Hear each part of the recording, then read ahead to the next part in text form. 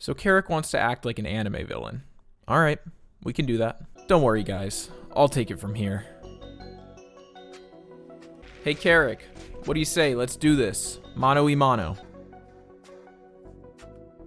Ha ha ha.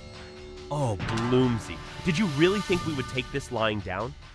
I am the Kenyan samurai, and I would never bring dishonor to my employers. It's over for you. Huh?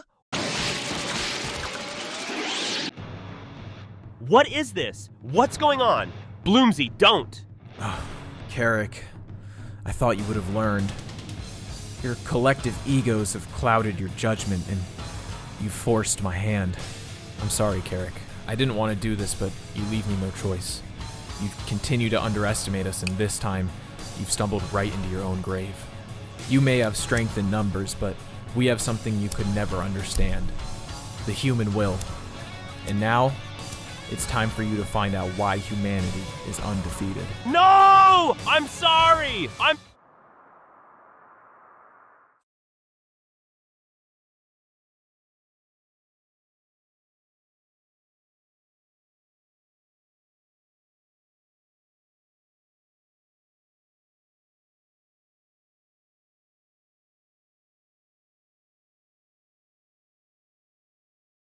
I want to start off this video by making it very clear, this is not just about South Park YouTubers. This issue is affecting the entire platform, and tons of communities are being affected by this. I'm going to make a lot of statements throughout this video about how this channel has been dishonest and how it's hurting this community, but these statements apply to literally every single one of these channels on the platform. So keep that in mind. This is a massive issue across the entire platform. This is not just about South Park YouTubers.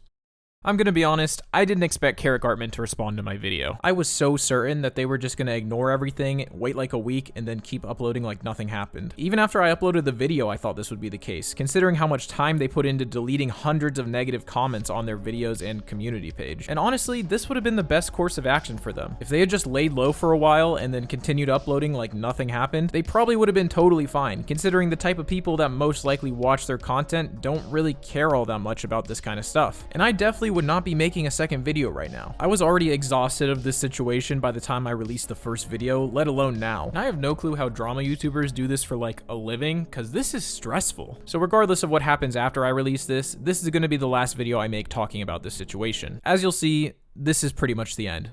I have hard evidence to prove pretty much every single thing Ceric Artman said in his video is a lie, as well as to definitively prove some of the claims I made in the previous video whose evidence was circumstantial. I'm talking screenshots, insider documents, and even testimony from ex-employees.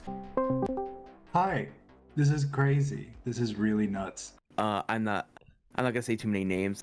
No, it's absolutely based on an AI's vision. This is irrefutable, concrete evidence that Ceric Artman has been lying to you this entire time, and this operation is on a scale so much larger than you could even imagine. And I'm gonna be honest, I was just totally baffled by this video. I cannot understand how the people working on this channel came to the conclusion that making this video was a good idea.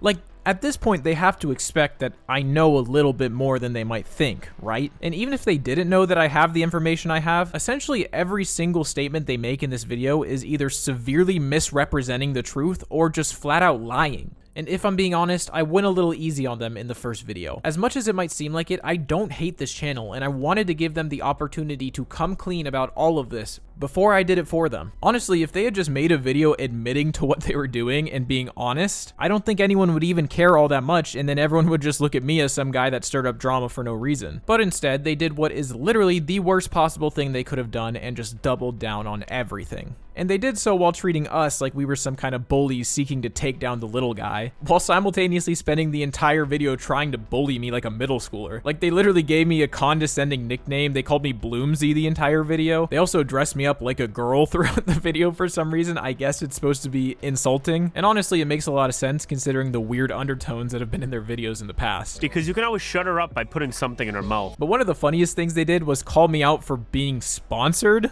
as if that somehow implies that I have less passion than them since they've never taken a sponsorship. And I never even brought up sponsorships at all in that video. I don't know where they got this idea from. But I guess if they think that having a sponsorship means I'm less passionate than them, then sure, I'll give that one to you guys. You guys are more passionate than me. And you know, speaking of spawn, it's that time of the year again when family is visiting and people are just around all the time. And for me, it's really important to have time to myself and make sure I can block out all that noise. And I can't think of a better way to do that than with today's sponsor, Raycon. I use my Raycon everyday earbuds literally every day, and I have for a pretty long time now. They fit super comfortably in my ears, so I don't worry about having to wear them for long periods of time, and the active noise canceling is absolutely essential when it comes to taking a break from the festivities. They're also weatherproof and sweat resistant, which means that I don't have to worry about wearing them and getting them a little wet. Personally, I have Raycons in my ears pretty much all the time, whether I'm going for a walk, shopping, editing a video, really doing anything, I kinda always have them in. And with the holidays coming up, I can't think of a better gift for your friends and family. That's why you should go to buyraycon.com/blooms to save big for the holidays and get up to 25% off site-wide. That's right, you'll get up to 25% off of everything on the website when you go to buyraycon.com/blooms. So if you're looking for a gift for your friends or family, or you just want a really high quality pair of earbuds, go right now and get yourself a pair of Raycons. And thank you to Raycon for sponsoring this video.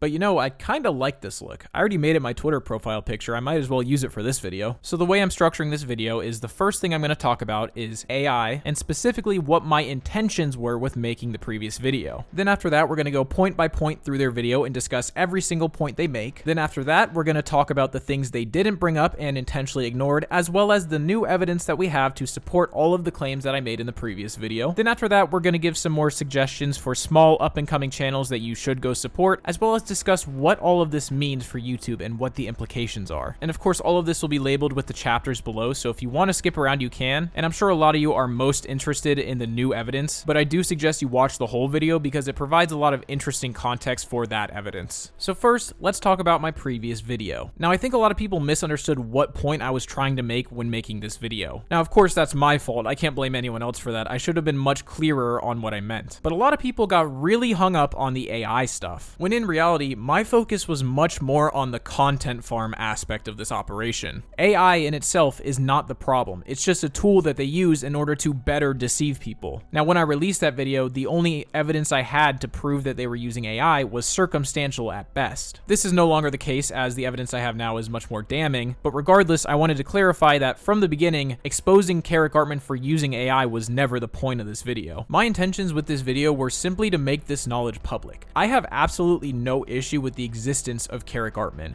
In fact, their existence only benefits me, which we'll talk about more later on. But this video was not meant to take down Ceric Artman or destroy their career or cancel them or any of that. I just thought that what they were doing was deceptive and wrong, and people deserve to know. And if you finish this video and you just like their videos and don't care about any of this, that's totally fine. All I wanted was to make sure people knew what they were consuming, because I know that personally, I like to support small creators if I'm able to. And if you don't care, that is totally fine. I'm just glad that now you know and are able to make an informed decision instead of being deceived. Now, when it comes to AI, again, I don't have any inherent issues with using AI in your videos. I just think that you should be honest about it. It is so incredibly easy to fool people with AI nowadays because most people just don't realize how good it is. For example, I got a DM after I released that video saying that they think that the little detective character I used is actually AI generated. And looking at it now, it 100% is AI generated. I just found it on the first page of Google Images. But it just goes to show how even if you know what you're looking for, you can still be fooled by AI. Now, I definitely didn't help with this considering my seeming obsession with this supposed AI narrator, but that was more of a personal thing because it just drove me insane that no one else recognized it. But let's imagine a world where the Ceric Artman channel isn't using AI in any way. In my opinion, this changes almost nothing in terms of my critiques of the channel. Because again, my issue was never the AI, my issue was the dishonesty behind it. But because of the way that they latched on to my claims of an AI narrator in the response video, you would think that's all I talked about. And you know what? I'm barely going to talk about it in this video. I'm still going to mention it, and I am totally 100% willing to be proven wrong on this issue, but at this point, it barely matters. Because compared to everything else they've done that we have hard evidence of, having an AI narrator is basically nothing. I'll elaborate on this stuff a lot more as we go through the video, but for now, let's go ahead and jump into their response video.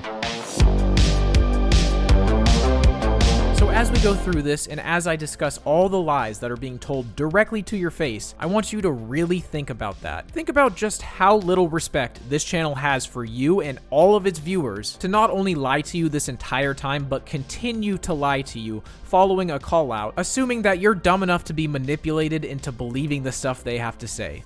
That's how they think of you. I want you to consider that when you decide if you want to support this channel in the future. And as we'll talk about a little more later, I genuinely think these people believe that they are much smarter than you and I, and that we're too stupid to figure this out. First of all, that thumbnail is absolutely unhinged. I'm not gonna lie, I found it a little funny. I don't even know if I can show it, so I'm not gonna, but you can go look if you want. And one thing about this video is that it feels a lot more natural. The script makes sense, it feels like it was written by a real person, and sometimes it's even actually funny. And now I think that's because one of the owners of this channel, and yes I say owners because there are 3 of them, we'll talk about that more later, probably wrote this script entirely on their own. Maybe they used some help with ChatGPT, but I don't want to speculate on that. And what's kind of sad about that is it shows the potential for this to actually be a good channel. If whoever wrote this video just wrote all of their scripts and did the analysis, they'd probably make pretty good videos, genuinely. But of course, that is not the case. And one thing they do in this video that I thought was kind of cute was they analyze a South Park episode that they think correlates to the situation. South Park already made an episode on spreading misinformation. In fact, they even go as far as to challenge our love for South Park. I'm doing so in the South Park way. Something the Avengers could have also done if they loved South Park a little bit more. But okay, Ceric, I can respect that. I think that's a good idea, and you know what? I'm gonna take some inspiration from you. So we're gonna take it back to the video that started all of this. And in this case, you guys get to play Cartman, and I'm gonna break down all of your narcissistic sociopathic behaviors, including manipulation, gaslighting, minimizing, shifting blame, and invalidation. This should be fun. They could have really called themselves Bloom and Friends. Missed opportunity. Now I'll be the first one to admit, he has a point there. That was definitely a missed opportunity. So then they address the issue of the AI narrator. Well, no. But you can never really believe that. Now, like I said, I'm not going to get too deep into this, but there are a few things here. Perhaps making a weird noise would help you get convinced I'm not AI. Maybe even the squeakingness of my chair as I rock back and forth.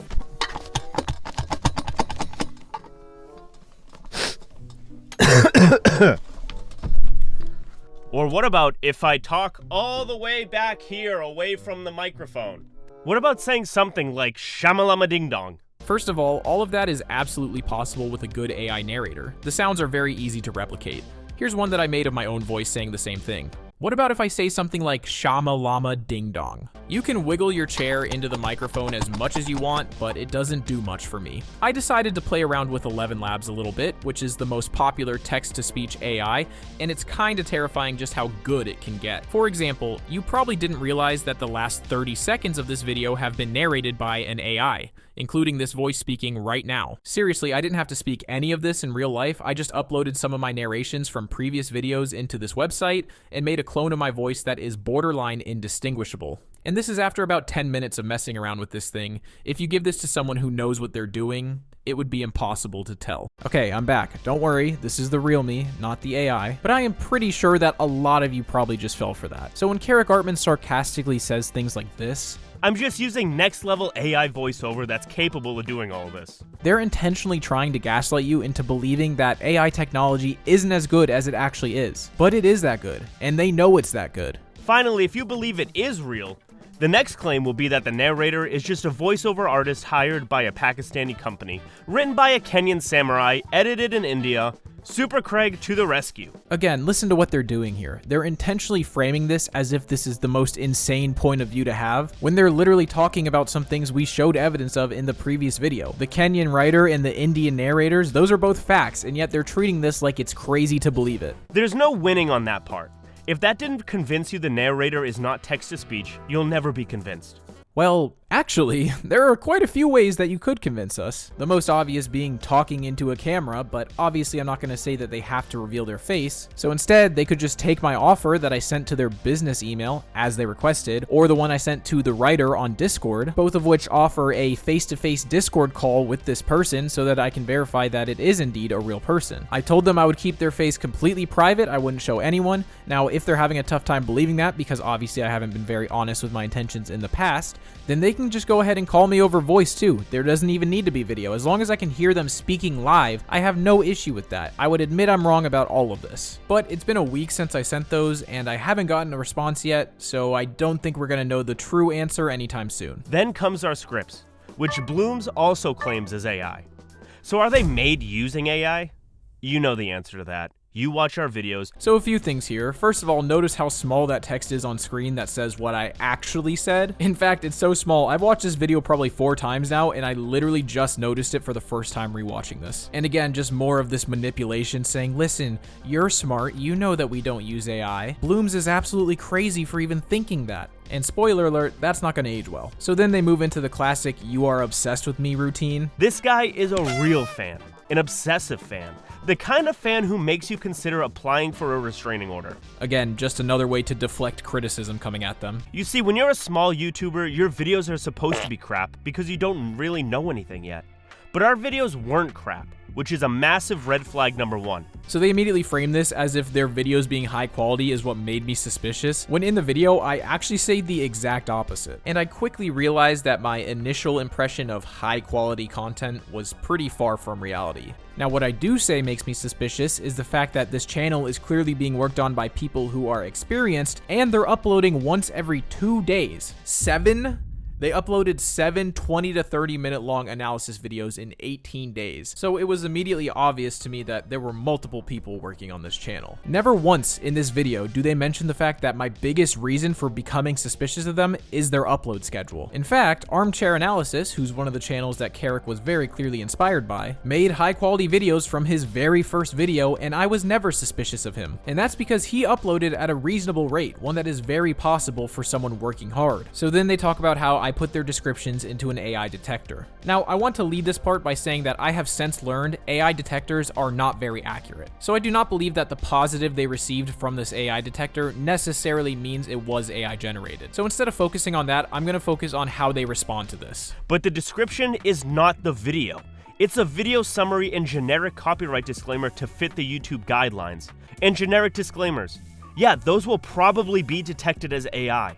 Bloomsy would never intentionally try to deceive his audience by leaving that out. Or did he perhaps do that? No, I did not do that because as you show in the video, as my screenshot showed in my video, I intentionally excluded those disclaimers when I put it into the AI detector. I mean, you can literally see it on the screen. The only thing I put into those AI detectors was the video summary. And for the record, while I did make it clear that these AI detectors do not prove anything, the reason I used one in the first place was to essentially show what was obviously written by ChatGPT was written by ChatGPT. Now, I'm not going to outright say that their descriptions are written by ChatGPT, but all I'm saying is that if you put one of their titles into ChatGPT and ask for it to make a description for you, it will look nearly identical to this. And as I said in the video, this in itself is not a big deal at all. I do not care if anyone uses ChatGPT to write their descriptions. It's literally the least important part of a video. The only reason I even brought it up was to further establish the pattern of dishonest behavior that we've seen. Again, on its own, this isn't the worst thing in the world, but it continues to solidify this pattern of not so ethical behavior.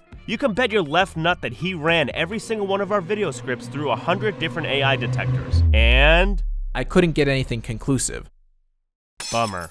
First of all, I did not run all of them. I ran a few, and some of them came back positive, some of them came back with nothing, so I just decided this wasn't the best way to do it. And again, as we just discussed, these AI detectors are not accurate, so this really means nothing. And even if they were accurate, I make it very clear from the beginning that I do not believe these scripts are entirely AI. What I say is that they are at least partially AI, which they do technically mention very briefly after going through an entire section arguing as if I had said everything they write is AI, and that what they are most likely doing is having ChatGPT write a rough draft, which they are then going over with a real person and adding jokes and making it more lifelike. Specifically in the scripting, since it seemed like they had a writer that would take the AI written script and piece it together to make it more human-like and add the jokes. It seemed like these scripts were AI generated and then they had a person go through and edit them, which of course, even if AI detectors were accurate, it would be nearly impossible for them to detect this due to all the editing, which I felt okay with glossing over in the video because obviously if they have a person editing their AI scripts, it's not going to be detected. AI sucks. We're sure you've tried it. AI can definitely make a video, but it doesn't make any video a human would enjoy watching.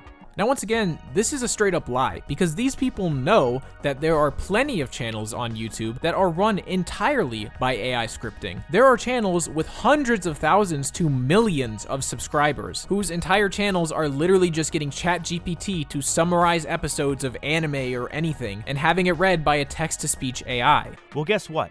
Scripts follow a structure. And I also want you to remember this little part where he says scripts follow a structure, because that has a much more literal meaning than you think it does, as we'll find out later. Blooms went over all my videos and comments. No, I didn't. I never claimed to have gone over all of your videos or all of your comments. That's just a straight up lie. So he must have also seen this comment placed about 3 weeks ago under our video about puberty, where, you know, we were already mentioning multiple people helping the Pakistani, Indian, Kenyan samurai produce them. We were pretending to be one person here, though. So no, weirdly enough, I did not see their single reply to one comment on one of their videos. You see, what they fail to mention here is that 3 weeks ago was already after my interaction with the writer. And of course, at that point, they knew that I was onto them, so of course they're gonna go back and try to get out ahead of it. And what this comment does, as well as this video as a whole, is try to downplay the scale of their operation by saying, you know, we got a few people and some freelancers. But as we will see, this is also a lie. The channel description was also changed some time ago. That's why Blooms could only find a screenshot from some Pakistani person on Facebook, where it was still the old one. Notice here how they say some time ago, they don't give the actual date, and that's because this was also 3 weeks ago. In fact, as I mentioned in the video, Johnny caught them changing it the day they changed it, which was November 3rd. And they don't really say anything about the fact that at first they changed it to another lie, saying a team of 3 friends, which is not true. But that doesn't fit their narrative, so they didn't bother to share it until the very end of the video. Ooh, yikes. Hilarious meme there, I appreciate it. You see, what they do here is they try to frame it as if I left this to the end in order to hide this, but considering these are the guys that seem obsessed with the structure of scripts, they should have been able to realize that this entire video was in chronological order, and because it was at the end, it was one of the most recent things to happen. Our investigation was pretty much finished at this point. I just spent the rest of November compiling all this information, as well as creating the actual video. And of course, the only reason they even did this in the first place was to set up this exact argument. And what's funny is they could have made this a much stronger argument if they had just admitted it in a video or even in a community post or something. But instead, they decided to admit to it in 2 ways that they know 99% of their viewers will not see. Now, is multiple people working on a channel a crime? Well, in my case, yes it is. For others, nope.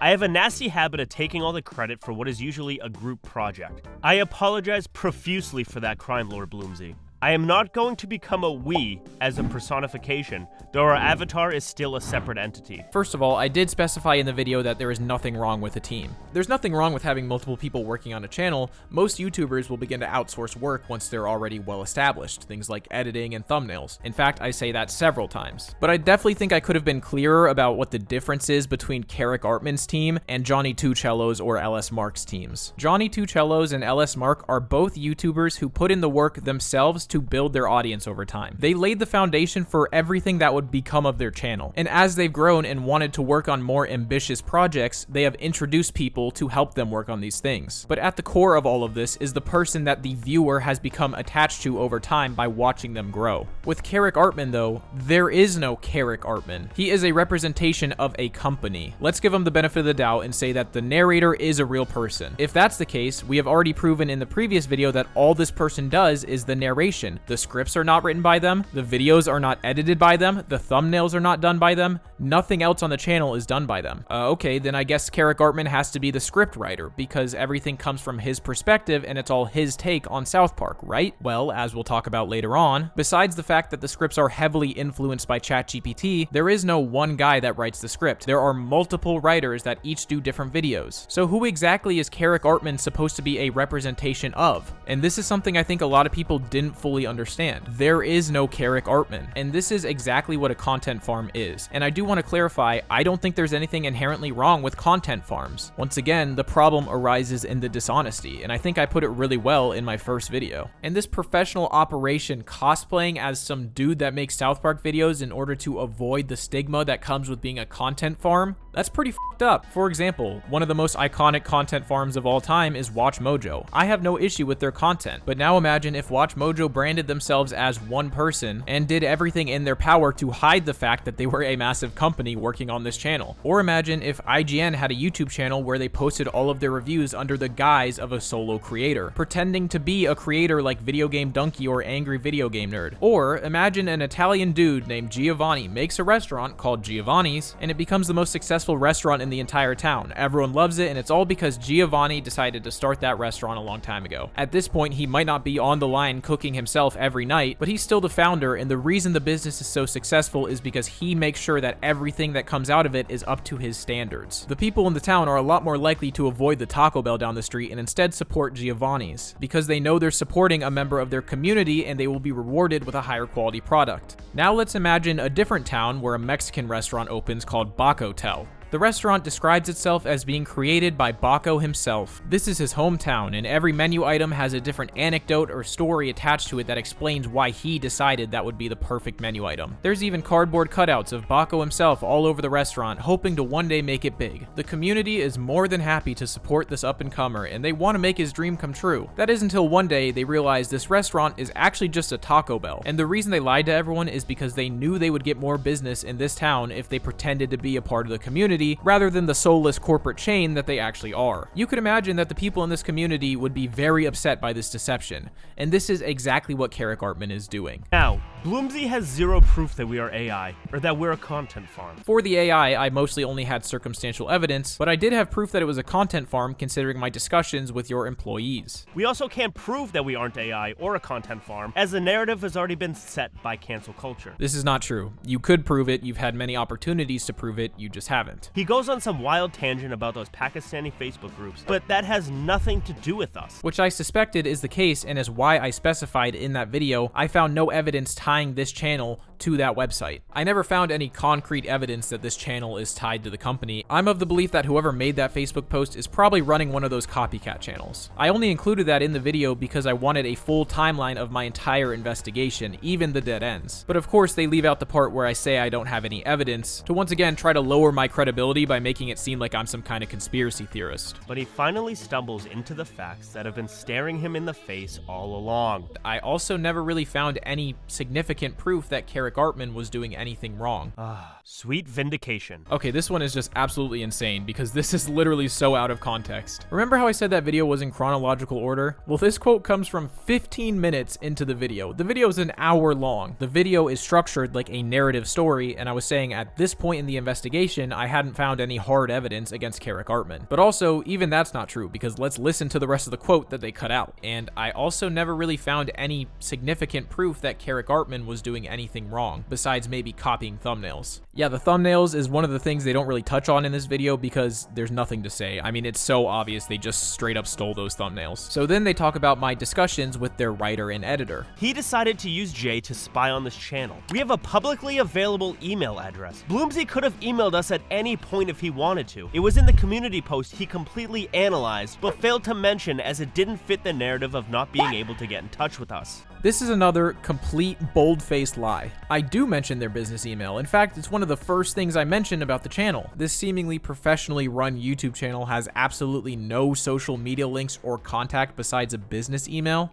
The reason I didn't reach out to the business email is because I knew this was a content farm and I knew they weren't going to be keen on sharing any information with me. So I figured the employees would be the ones more likely to share information because whoever was at the top was clearly trying to keep it a secret. Funny enough, the business email was actually going to be my last resort if I was unable to get in contact with anyone. It just so happens that the editor DM'd me right when I was about to give up. So he auditions like a pro and shares the usual exaggerations we all put on our resumes. Yeah, the team runs multiple channels, so they are experienced. This is a very subtle way they're trying to manipulate the narrative, saying the exaggerations we put on our resume, still trying to hide the truth behind how many channels they run. They also don't even mention the line right below that one where it says we're 3 editors for one single video. Considering this whole video, they're maintaining that their channel is only run by a few people. We have another channel, so that's true. Bloomsy, please watch every other video over there 1,000 times as well channel and make a video about it. We really need the views. They then do something that they've been doing pretty much the whole video, and it's a very common technique that liars will use, and that is admitting to part of the accusation in order to make it look like they're being honest, while completely ignoring the other more important parts of the accusations. So they end up admitting to having another channel. The only problem is they don't at all acknowledge the channels I accuse them of owning. You know, like Somer Himson, Bob Perch, or Greeter Piffin. They literally don't mention those this entire video. Instead, of course, they admit to having this random channel, which doesn't implicate them in any of the accusations I made. But what's interesting about this channel is very clearly a direct copy of another channel as well. In fact, the YouTuber Only Jax actually made an entire video about this. Easy-ish is a direct ripoff of another channel called Easy Actually. And I'm not really going to get into that here because it doesn't have much to do with what I'm talking about, but I do recommend you check out his video if you're interested. You also might notice in those videos that the mic quality and the style of narration changes over the course of the videos, and you can tell the difference over time in those videos. And it's the same voice, it's still my voice. This is a very interesting point they make because they're right. If you go listen to those old videos, the microphone and narration style definitely change over time a lot. This definitely lends credibility to their claims of having a real narrator, but again, in reality, that was a very small portion of my video and probably one of the least important accusations I made. But they make it out to be one of the most important parts of my video, which is just not true. That was just one of my personal obsessions and I can't technically prove it. But they have the ability to disprove it,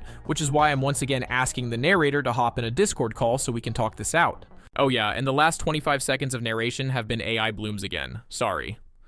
Damn it, sorry. I don't know how that keeps happening. I'm not gonna let that happen anymore. Next up is our samurai. It's probably the most suspicious response he could have given me. Yeah, very suspicious. You know, it's not fair when you contact people in bad faith fishing for information that they refuse to talk to you. So literally the only part of my conversation with the writer they mention is the fact that I point out how suspicious he's acting, to which they say, of course he's not going to want to share anything, you're reaching out in bad faith and fishing for information, which they are 100% correct about. But what they don't bring up, which I said in the video, if they had nothing to hide, none of those questions would have been suspicious. For example, if I walked into a store and started asking the owner questions like, hey, how's the business running? Is everything going good? If the owner is just running a normal business, there is nothing weird about those questions. Now, if I walked into a different store that just so happened to be a money laundering operation, they would find those questions incredibly suspicious. And that was my point. How weird they were acting about these questions is in itself suspicious. They also didn't mention the most important part of that conversation was the fact that he contradicted himself by saying employers early on and then switching it to a group of friends. He fails to mention that we already came out as tailoring our content to our viewers. Please see the following comment for that. It's under the same toxic relationships video. So yeah, we've always been using personal stories, over-exaggerating those with the same overgeneralization of stereotypes to create engaging videos. So I did see that comment on the video, but I didn't feel the need to mention it because it just kind of says nothing. If anything, it kind of makes you look worse because you're saying you're trying to exaggerate your storytelling from your point of view as well as overgeneralized stereotypes that would fit well with the audience. You even just said you're tailoring your content to your viewers. So what does that mean? You're trying to exaggerate and tailor this personal story to who? Narcissists? Because that's what it seems like. Literally all you had to say here was that it was a bad joke with bad delivery. And the fact that they didn't say that makes me question their intentions even more. That already came out over 2 months ago. Same goes for changing our channel's description. Did you catch that? They slipped in a little lie there. They said, oh, that already came out 2 months ago along with changing our channel's description. That was a nice try, but like I said, Johnny got the screenshots the day you guys changed it, which was less than a month ago when you uploaded this video. See, once again, every time they say something that's kinda true, they follow it up immediately with a lie. The real potential crime we are committing is stealing views and money from the pockets of Blooms, Slush, Johnny, and Mark. But if their passionate pockets didn't feel threatened by us, they wouldn't have made a video. They explain that as well. Again, another very subtle lie here, saying if they didn't feel threatened by us, they wouldn't have made a video. They even explained that. Hey, Ceric, can you point me in the direction of where we say that? Now, I do say I think you're a threat to the community, but I never say anything about money or views at all. So this is just another outright lie. But we can never be as passionate about making content because we're a team of people. Only they and their teams can be so passionate about the community. I already explained the difference between a content farm and a YouTuber with a team, so I don't need to repeat that. Today's sponsor, Raycon. Bloomsy's video on us is sponsored by Raycon, but he's not doing it for the money, guys. That is the mistake I've made. I haven't done a single sponsored video, but apparently that rejection and lack of sponsors only proves my lack of passion.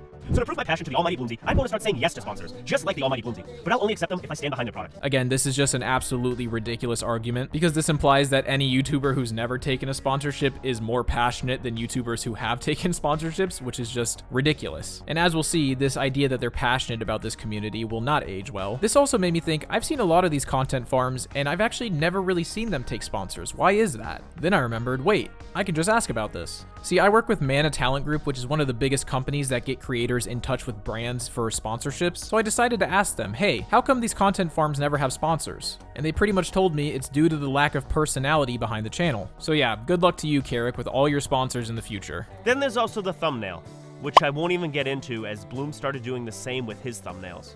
Suddenly using those quotation marks he didn't use before. He didn't give us credit or made to express for this one. I'm sorry, you're not going to address the fact that you were very obviously stealing thumbnails because I'm using quotation marks in my thumbnail? That seems like a bit of a cop-out, but okay. And also, the quotation marks are the trademark part of your thumbnail. That's your thing, you guys own quotation marks. Oh, and I didn't use those quotation marks before, huh? Okay, Ceric, what about this thumbnail from 1 year ago? I mean, you guys didn't use quotation marks before that, so obviously that's my thing. Seriously, what a strange thing to lie about. Claiming that quotation marks are like your trademark thing and that I'm stealing them from you when I literally did it before you. It's almost like you can use quotation marks to quote something from the episode you're talking about. What a fascinating concept. And not to mention the fact that a lot of the times when they use quotes in their thumbnails, they're not even quoting something from the episode. Like, I'm pretty sure they didn't say that in this episode.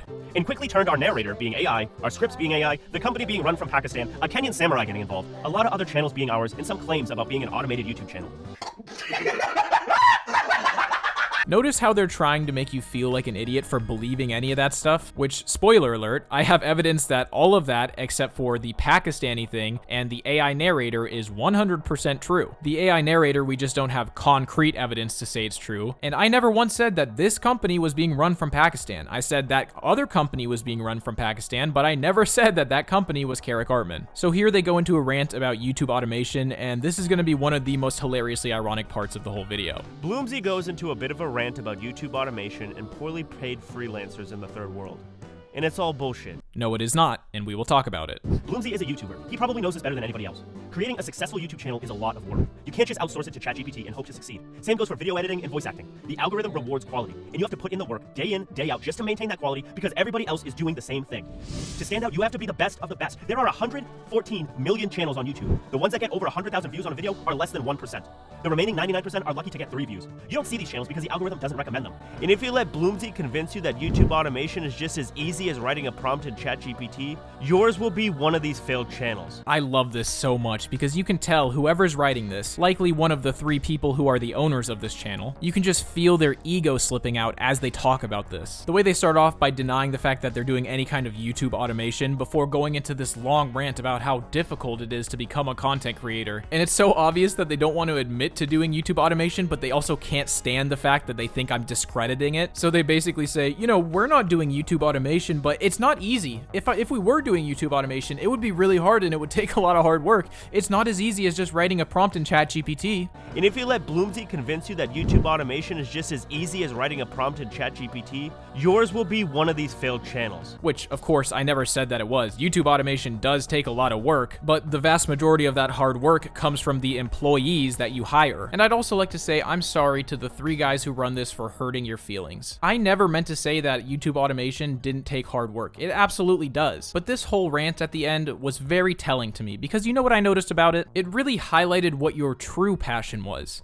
Money, success, views. And I know this because not once during this entire rant did you speak to your passion of South Park or your passion of analyzing cartoons or anything like that. Instead, you got defensive at the mere thought that I might not think you work that hard. You just had to clarify how hard you work and how difficult what you do is, because that's your passion. Your passion is hustling, and this is the case for pretty much anyone that does YouTube automation. Their passion is analytics, hustling, and making money. Which again, I don't think there's anything wrong with that. What is wrong is lying to your viewers to make more money. You also can't motivate people with peanuts. It doesn't matter what country they live in. If you pay your people garbage wages, you will always get garbage quality work. You know, they're actually right about this, and that helps explain the quality of their scripts, as we'll talk about later. Quality is expensive.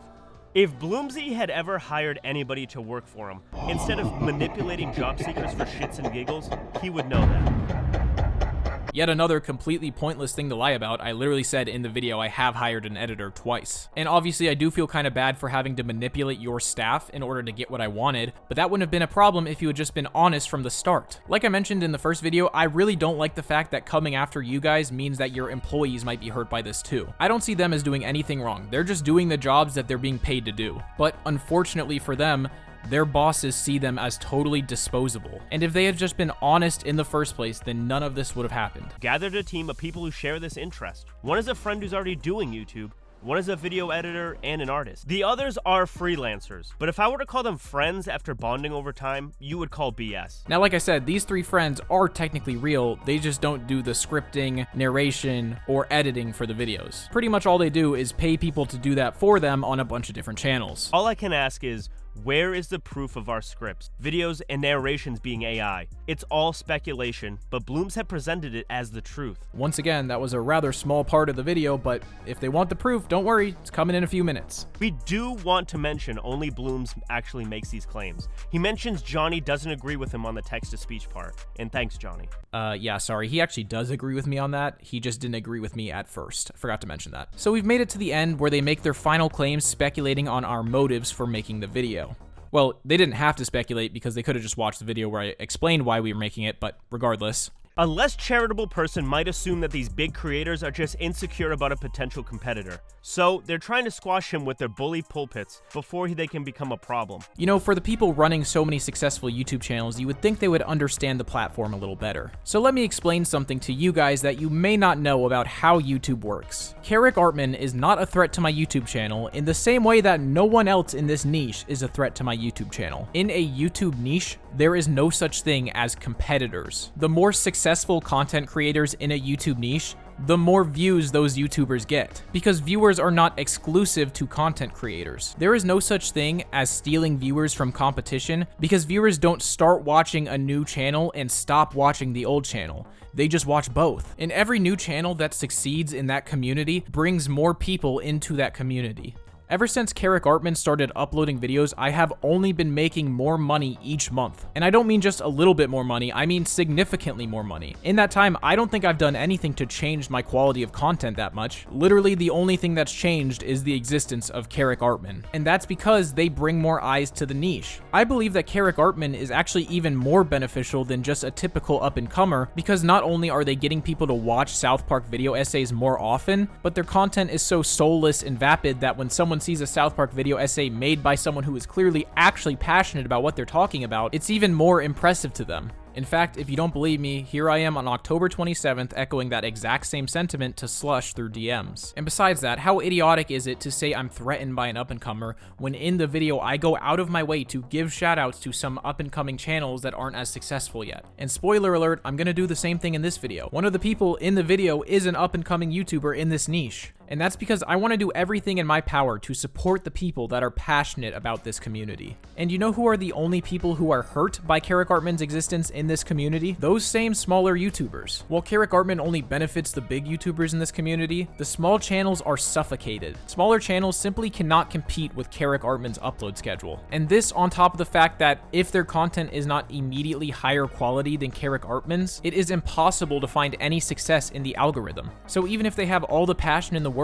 they're not afforded the same opportunities to improve their content as I was, or as anyone who came before Ceric Artman was. Now to that you may say, well, if they were making content worse than Ceric Artman, why would anyone ever want to watch them anyways? And that is precisely the issue. Ceric Artman's content will always be the same quality. It will never improve and it will never evolve. It will always be mid at best. On the flip side, you may have a small YouTuber whose videos aren't great yet, but they have a passion for what they're doing and improving at it. And by supporting these people, you are providing them the opportunity to grow and improve, and one day they might be making the best South Park videos on the entire platform. But channels like Ceric Artman rip that opportunity away from them. So instead of several up-and-comers with the potential to make amazing videos, we have Ceric Artman and any of the copycat channels who will all forever be mid, but uploading way more frequently. And they're doing this while taking advantage of the people who believe they are supporting one of these small and up-and-coming creators. And that is how they're hurting this community. They're not hurting me, they're not hurting LS Mark, they're not hurting Johnny Two Cellos. If anything, we are benefiting from it. They are hurting the future of our community, the people who have the potential to be the quote-unquote big dogs of the space in a few years. And that really,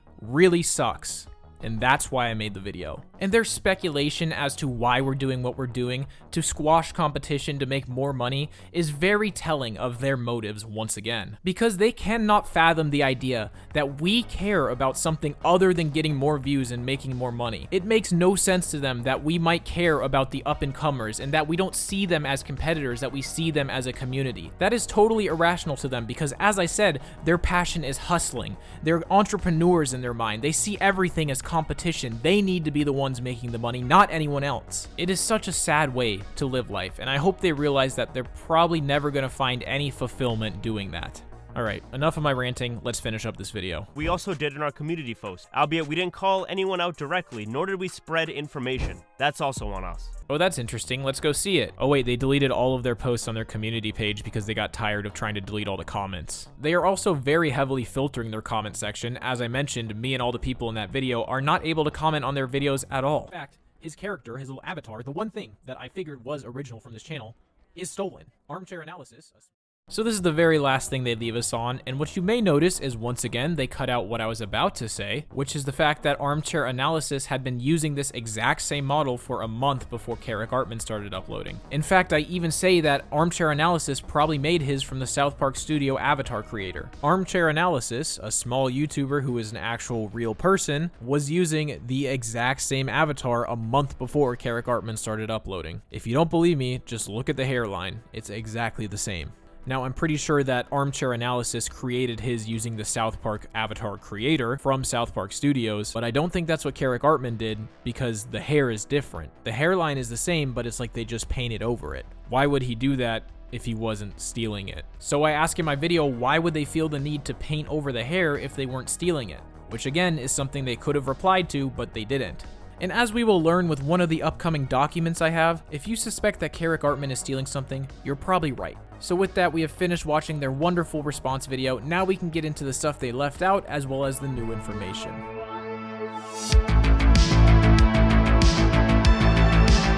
So now we can finally get to the good stuff, the proof. So I did 2 interviews for this. The first one was with a guy that we'll call Stan. Hi.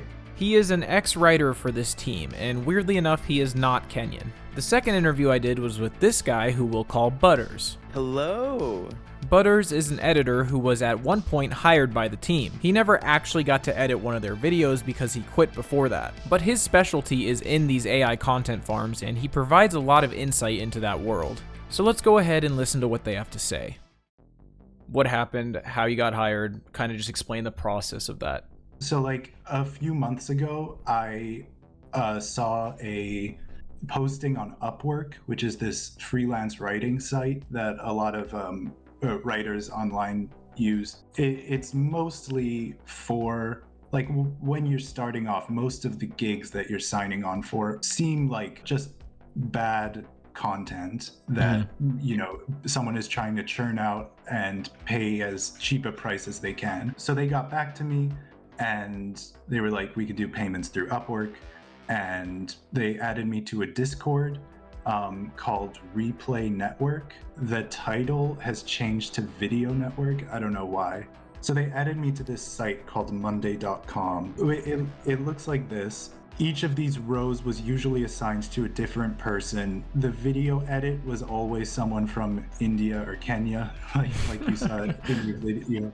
In that top row there, script request, there would be a document in that top part that says SH006SR, and that would be a Google Doc that would usually be something like this. And so this is like what a request would look like when they were wanting you to write a script. So usually the outline would be written in ChatGPT, and they would tell you that. I don't know if this works for like all of their writers. This is how it would work for me. So often it would be written in ChatGPT. The whole episode description, the analysis you should do, the take you should have, the hook, the transitions. So Stan details to us how this company would use ChatGPT to write an outline, and then hire a writer to go over that script and make it more human-like and add jokes, exactly as we predicted. Oh, and if you're wondering why the outline I showed was about The Simpsons, it's because he also wrote for the Somer Himson channel. And it felt weird because it felt like they were still trying to use their writers basically as ChatGPT, which was frustrating because I thought like, oh cool, I'm gonna get to write and collaborate on a team to write South Park videos with these other creators, and I'll be able to analyze and get into like all these cool things that I love about this show. But then it was so specific what they would want, and the pacing of the different points that you should make had to be done in a certain way. You would need to keep tension. They would use these words and they would reference other YouTubers like Made to Express. Wait, I can send this too. So yeah, they would like send videos by other YouTubers like Made to Express. I think Rome or Road, ROAD or ROAOM, and they would ask like, can you write in this style? I have some things to say about like the way that they treated us employees, but this is just the details for now. Like, it's tough to just change your style. Of course. The output that they wanted these scripts was one script every 2 days, and I was doing them for $70 a script. Now, for those of you who don't quite understand how low of a number that is, that's less than minimum wage by like a lot. I've never paid anyone to write a script, but I have talked to people that have, and generally it is significantly more than that. And not to mention the fact that it has to be done in 2 days. And as you'll hear, it's not just writing the script, it's also receiving edits. And that is just absolutely absurd. If you pay your people garbage wages, you will always get garbage quality work. Just like, because I'm still like a beginning writer and I want to get stuff on my portfolio. And a lot of these jobs don't pay great, especially when you get them over the internet. I'm just looking to like build my portfolio. Yeah. And so I'm willing to do this. And I'm sure that there are people working for them that do legitimately need those pennies. Like, they need that money. There were disagreements among them. When I say them, I mean these 3 guys that run the channel. They did seem to have disagreements about the use of AI in these outlines. One time, one of them pulled me aside into a private DM and said something like, I saw that so-and-so used ChatGPT in their outline again. I think this would be a better place to get information from. So he was saying basically that he doesn't want them to use ChatGPT? Okay, Yeah. that's interesting. Yeah. Since I've quit, I've checked in every now and then on their writing, and in their requests, they've used less and less ChatGPT. So far, there have only been like 1 or 2 new requests, though. In terms of like, actually, you say it's very strict, like writing the script, obviously. Right. Realistically, how much would you have been adding to each script? Like, if you could try to quantify that. I would be writing the whole thing, and it would usually be between like 2,000 and 3,000 words, sometimes up to 4,000, and it would all be originally written. I would take a heavy inspiration from these outlines. And you know, if you want to get into like how frustrating these guys' creative vision is that they keep saying they have, like, they would send me these outlines written in AI, and then I would do it along those lines, and then they would send me so many notes retroactively because I wasn't like doing what they wanted. But you know, the frustration is like, if you know what you want, why are you sending me this stuff in AI? Of course, yeah, of course. So technically you would say the scripts are not written by AI necessarily, but would you say then that they are essentially based on an AI's vision for a script? No, it's absolutely based on an AI's vision, and they would always refer back to this style of writing that was like, use the example from the episode, go through the scene, relay a personal story / funny joke / piece of analysis, and then come back to it with like a rehook, another transition that makes people want to stay and keep watching. Okay. I feel like that vindicates what I said about how it feels like it's just disjointed pieces of like analysis with like random tangents in between a lot of the time, you know? Yeah. I feel like that makes a lot of sense when you describe it like that. No, yeah, it was a very restrictive, frustrating way to write. So like, they would send me these requests and I would write the essay, and then I would get like 30 notes about things that they hadn't specified before that they wanted. And so I would end up spending, the first like draft was usually about 5 hours to write with research and things. And then I would end up spending another day or two rewriting these scripts. And then on top of that, writing the new ones, because I still had to get one in every other day. When you're a writer, you know that the first draft of anything is not going to be good. And it's only until like the third or fourth draft where you have anything that resembles like something you can be proud of. When you're starting from this place of using AI and then you have to use the first draft, of course it's gonna like come out terrible. Of course it's gonna be bad. So you were not the only writer, correct? No, definitely not. And how many writers were there, do you think, at the time? Usually on Monday, I could count usually 2 other writers who I would usually not recognize, I think because they churn through writers quickly. Okay. And then like some other scripts would be being written by these 3 guys. So the reason I asked that is because then one of the big claims being made by Ceric Artman is that, well, it doesn't really matter if we have a team because, it's me, Ceric, making these videos, and I'm the main character. But my problem with that and my assumption, and as you just proved, that's not true. There are multiple writers. It sounds like a lot of writers.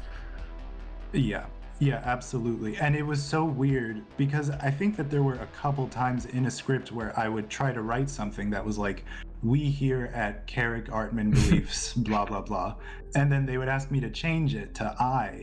Oh. And they would ask me to put in like personal stories to relate to the viewer in the first person. Like when I was in high school, blah, blah, blah happened. And like that is great. That is fascinating, considering all their claims of not trying to hide that. But I don't understand why these guys are so worried about just having that as their brand. Why hide it?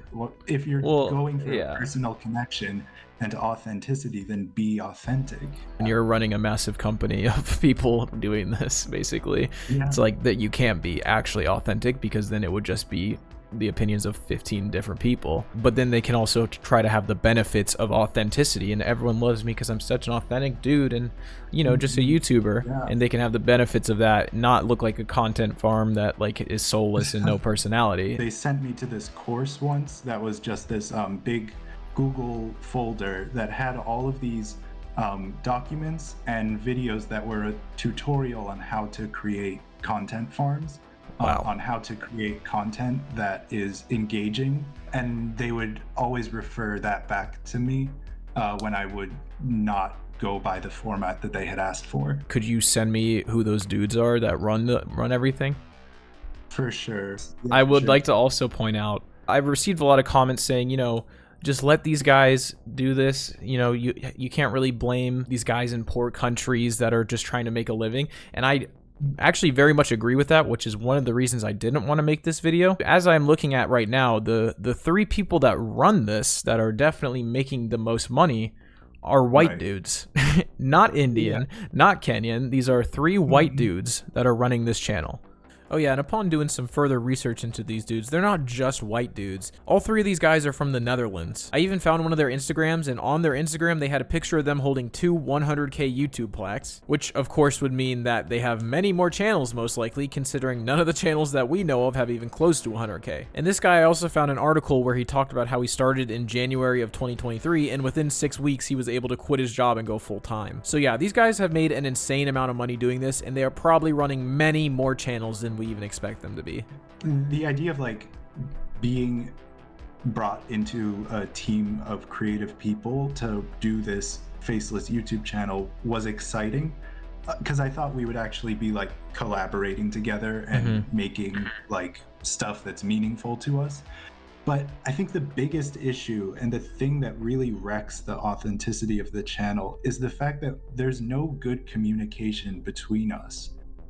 We don't actually get to collaborate with the editor or the voice actor and be like, you should use this inflection for this line.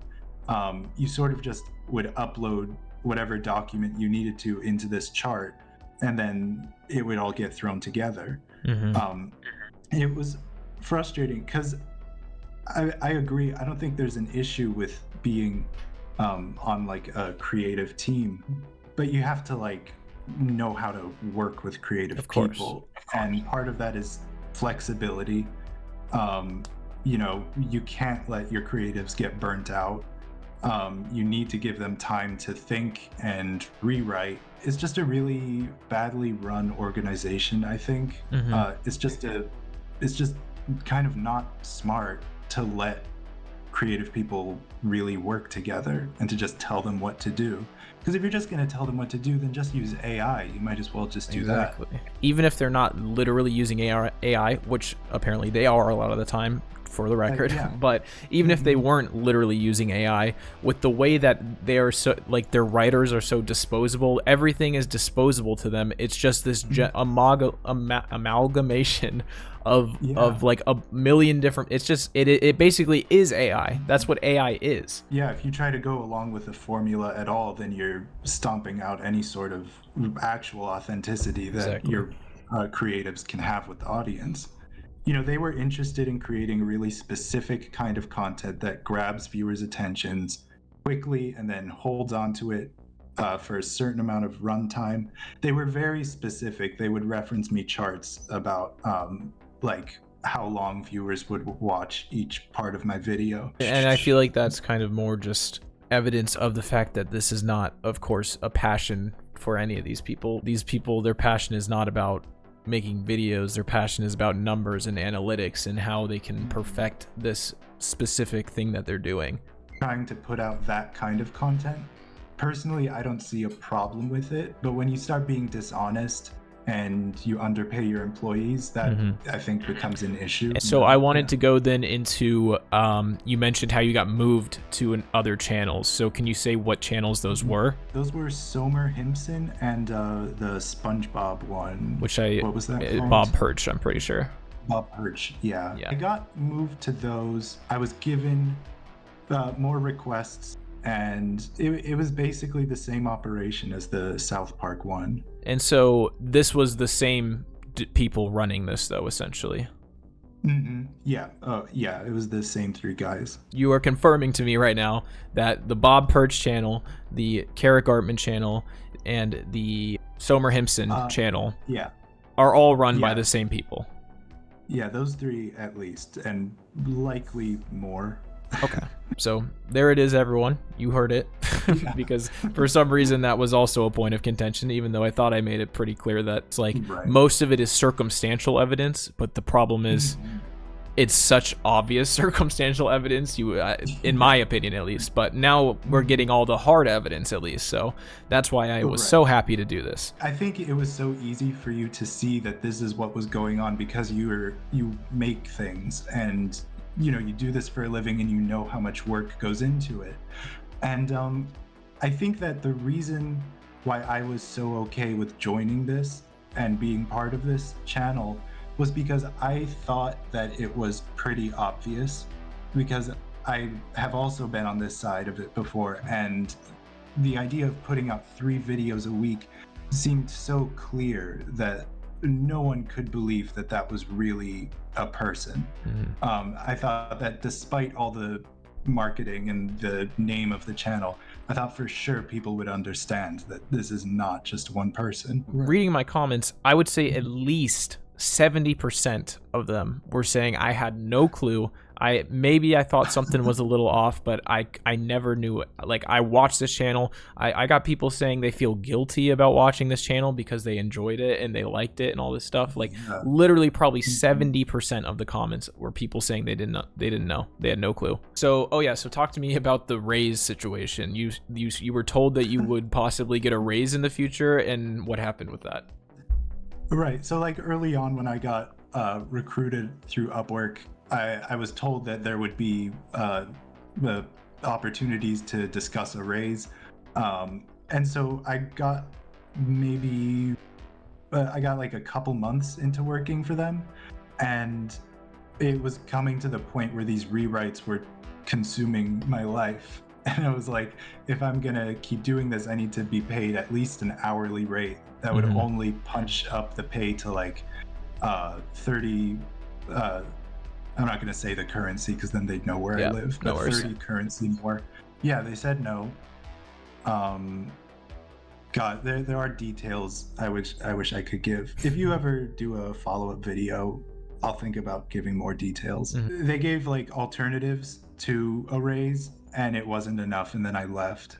So for these videos, you were basically aware of essentially every single position of people working on this. So did you ever see who was doing the narration?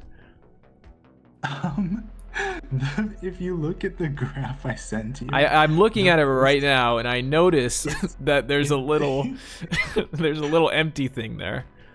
I had honestly never noticed it before your video, but it's always empty. It's always empty. Yeah. That's very interesting. That is very, very interesting. It's really interesting. And at first, when I heard that your claim in the video, I was like, no, there's no way. There's no way it's a voiceover. He's just bad at reading. and now looking back, there's never a picture for them. That is fascinating. The bit in the video, in their response, where they say that there's no way they can prove that it's not an AI voice, they could just like cover their face and just show their mouth. Of course. So did you ever talk to anyone else on the team, but like any of the other writers and that kind of stuff? No. No. I only ever talked to the guys, and at one point, because in every script I would reference clips from the show, and then I would have to give timestamps for where those happen in the episode for the editor. And then at one point, they were getting notes from the editor that my timestamps weren't correct. And I was like, where is he watching them? Maybe we should sync up in, like, because I'm watching these on Paramount, he could be watching them on Netflix. I see. And so they asked, and so they were like, yeah, let us go talk to the editor. I'm like, why don't you just put us in a chat together? And then the editor was like torrenting them, and so they asked me to torrent them, which I think is illegal. That's actually really fun. So as you kind of discussed previously, that's a big part of the reason that all of this feels so disjointed as well, is because there's no actual communication between anyone, essentially. Right. I'm also looking at this screenshot, and it says script request. Does that mean that's the person who like writes the ChatGPT thing, basically? Yeah. Okay. Script request. Yeah, that's the guy. And that was usually done by one of the three guys? Okay. Yeah. Are you familiar with how many channels these guys run? Or like, do you know the scale of their operation outside of this stuff that you have been part of? I only know these three, and they told me about a Family Guy channel, and at the end of their response video, they referenced that other channel where they copy casually explained. But that's it.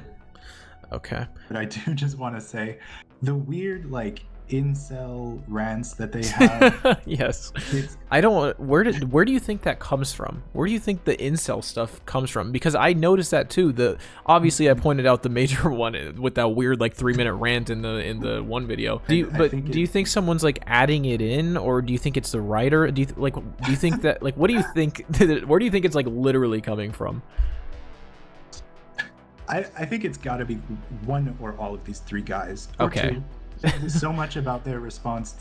Did you watch like when iDubbbz was going after Rice Gum? Oh yes, I was there. Their response reminded me so much of Rice Gum because they kept like thanking you guys for watching all their videos. Okay. Let's then talk about the response video, because I do want to get your opinions on it. First of all, is there anything specific from that video that you immediately were like there's no way? The little rants that they go on towards the end where they say that you can't pay writers peanuts and expect good content, I fully agree with that. Yeah, you're totally right, Ceric. You are totally right. Well, let me just ask you this. Do you feel like, and I want you to be 100% honest here, as like don't even like genuinely. Do you feel like I did anything to misrepresent them? Okay, 100% honest. I think the video, and this might just be because of like the way that YouTube drama works, but I thought it was a little harsh.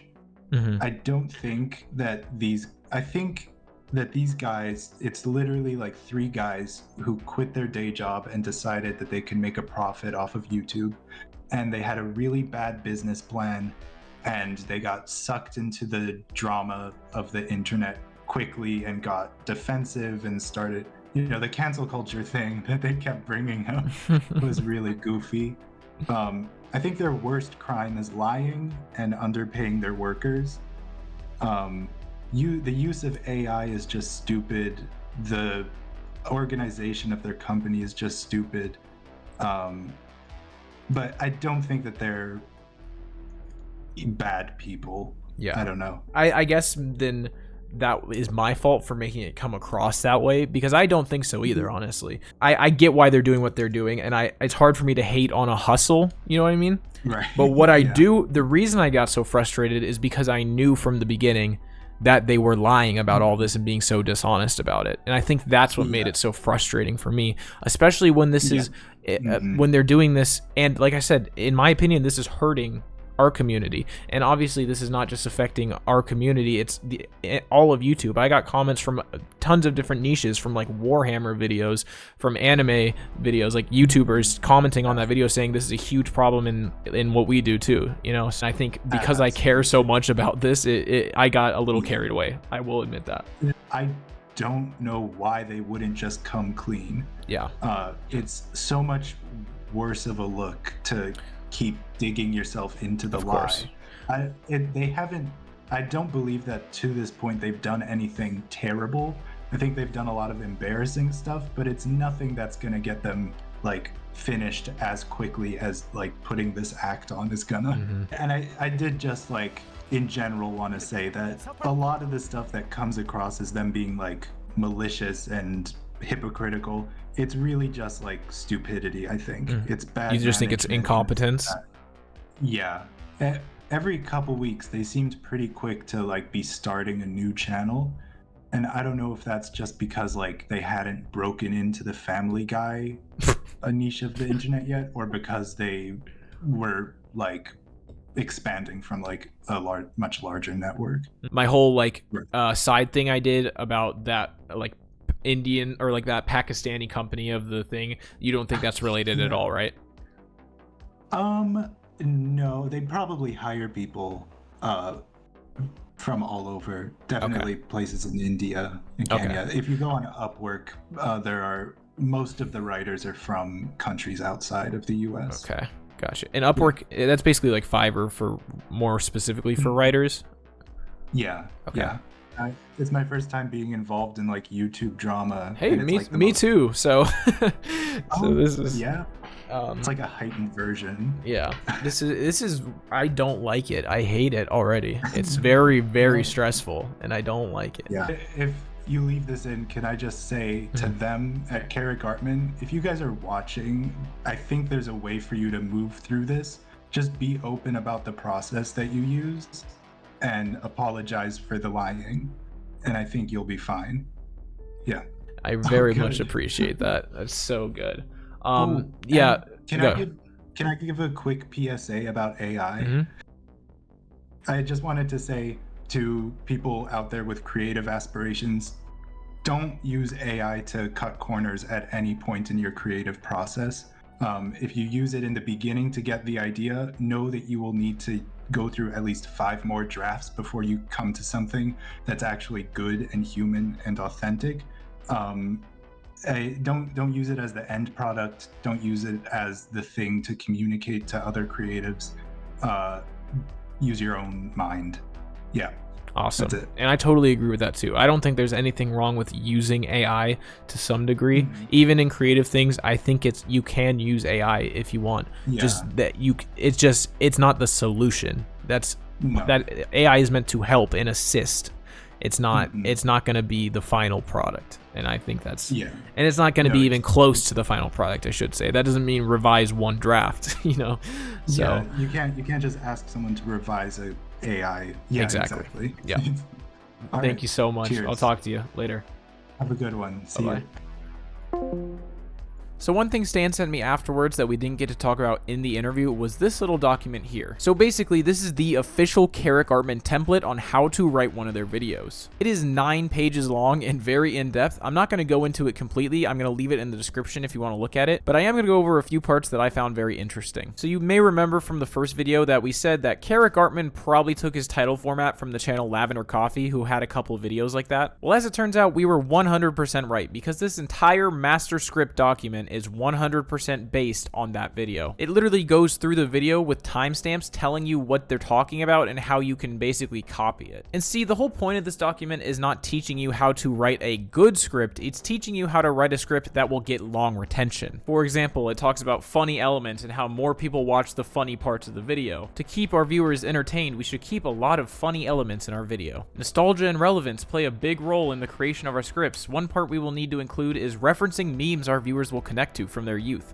Think about funny vines, for example, or referencing other TV shows they grew up with like Family Guy. The creator shares a lot of personal opinions and experiences throughout the video. This also reflects in the comments. And I think this is my favorite part of the entire document because this kind of just encapsulates their entire channel. Viewers experience some sort of connection with the creator because of the creator being vulnerable and sharing his own personal opinion and experiences, which they later implicate on themselves with their own experiences, feeling as if they are going through /will be going through the same experience the creator has. The viewer really sees themselves in the creator.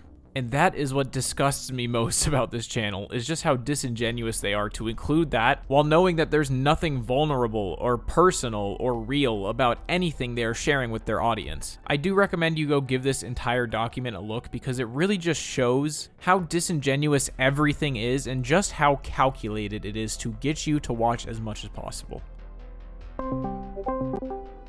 Oh. Hello. First, I just want you to tell me like what was the process of like kind of getting into this situation? Like, how did you end up working in this situation? So initially, I was working for a guy named where he'd basically make a bunch of celebrity drama, and then I was headhunted from there by the VO. I'm not gonna say too many names. Actually, yeah, you don't have to. It's still an income source. Yeah. And I might need it in the future, so I'm trying to be careful about it being me leaking information about other clients, because this is what I'm doing. But I've also signed a nothing. They don't make use. I haven't signed a single thing. Okay. And I've like worked actively on channels before for them. So yeah, there's no like NDAs or anything that's keeping me from talking about anything. The channel that you worked for in the past, was this like, what were they were making like fake news stuff, like ChatGPT news like, stuff, or like what was it? It was very technically true kind of things. Okay. But where they would milk it for all it's worth. Okay. Where like when the Diddy situation stuff was all over the internet. Could you possibly send me the channel? Oh, there's multiple. So here's yeah, this is exactly what I was thinking it was. I'm familiar with these. So I'd basically edit for these. It was $30 a video, and then you could make one of these in like an hour, sometimes less. Wow. So They have so many subscribers too. That's crazy. Sorry. I'm pretty sure he bought the accounts. Like he botted them or he purchased the accounts? I think he purchased the accounts. Okay. Interesting. So this guy's slop stuff went down, and then I look in my DMs. I've already been like shuffled off to a new company with different people, and they're so organized. It was like walking into a different like world organization wise from what I was in. First what I joined, it's like I actually found a company to work for. They gave me all the tiers and stuff. You mentioned that you were in like there was like 140 teams or something like that. Yeah. So genuinely, there okay, are so many teams. So and these were all running different channels. Yeah, different people. Basically, someone comes in, they send our guys the money, and then we put them in a Discord like folder with a few channels, and then you just work with them from there. Where they either send you like reference like I remember for like the tornado guys that I was working for, they just like it's like they just searched the word tornado video and found the top channel they could look for, and they're like, do this. That's very funny that you say that, because the narrator that I was just talking to said the exact same thing, and he sent me a screenshot of that. You would say then this was a massive like organization working on like how many channels do you think? Hundreds of channels, if not more? In the hundreds. In the hundreds. It definitely hits triple digits, though, based off of memory here. So like I was on team 163, team 12, and team 8. Okay. So it's at least 163 minimum. Yeah. Yeah. Okay. And so it's a lot. It's a lot of people who want editors. All of this is specifically editors, or is this it's like, is this everything? I think it's a little bit. It's definitely a little bit of everything. Okay.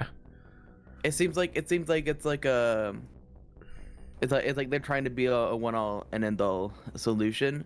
That and I'm that and I look, obviously you look at the pricing, and it's like they get 115 per video.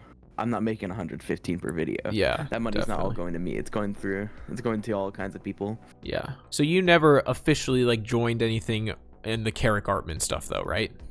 Nah, I was in the channel with him for a bit, and like he basically went, I'll contact you in a few days. But something I remember specifically when I kind of up and left,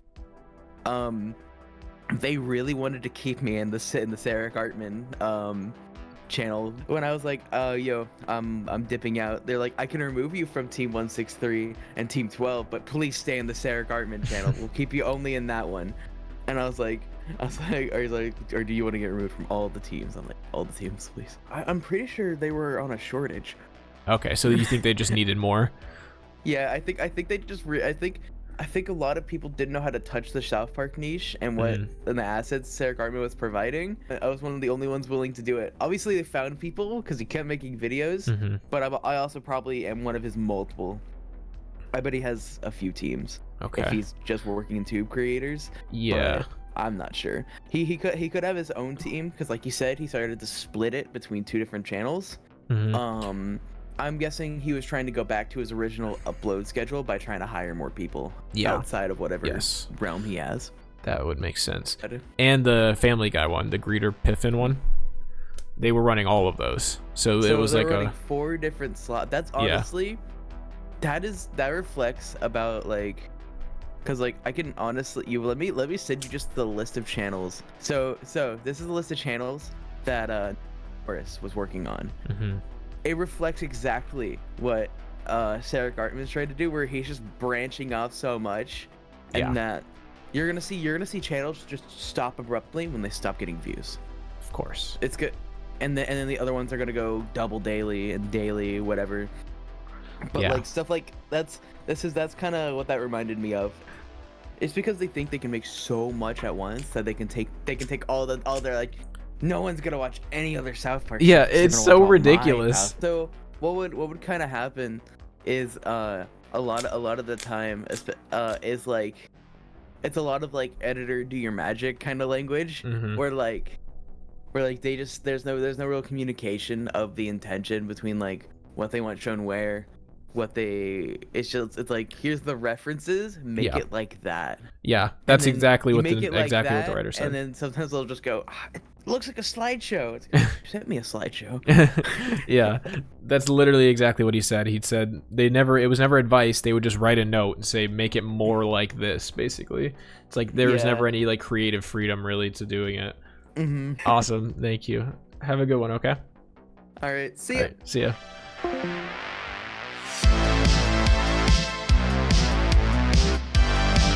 So yeah, I mean, now we know that pretty much everything I said in that first video was totally correct. The only thing, of course, we're still not certain on is that narrator, and with them never getting back to me about having a call, it seems pretty unlikely that we'll ever find out the truth. Although I am willing to give them one last offer to solve this. If Ceric Artman, the narrator himself, is willing to meet me in person, I will fly to wherever he is in the United States, because obviously he's in the United States. I will take down both of my videos and issue them a formal apology that can be posted on their YouTube channel. So let me know, Ceric.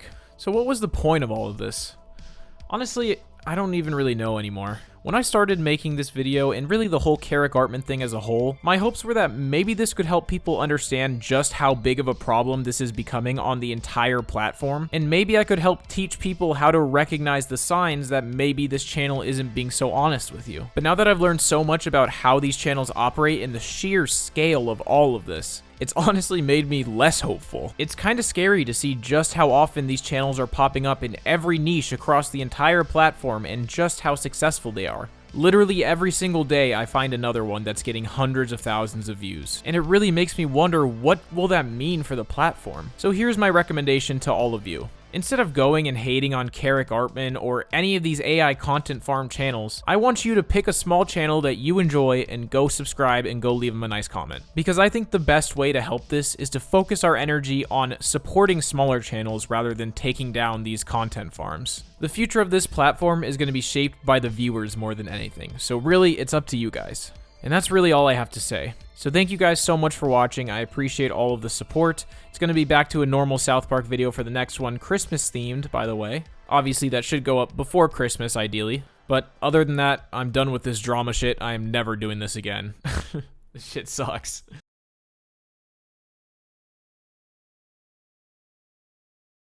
But you know, I said I wasn't going to dox the people in charge of all this, but I just couldn't help myself, okay? After finding out who was really in charge of the Ceric Artman channel, I knew this had to be public knowledge. So I'm really sorry. I know this is a very unethical thing to do, but I just have to show you guys. So here is the person that was behind all of this.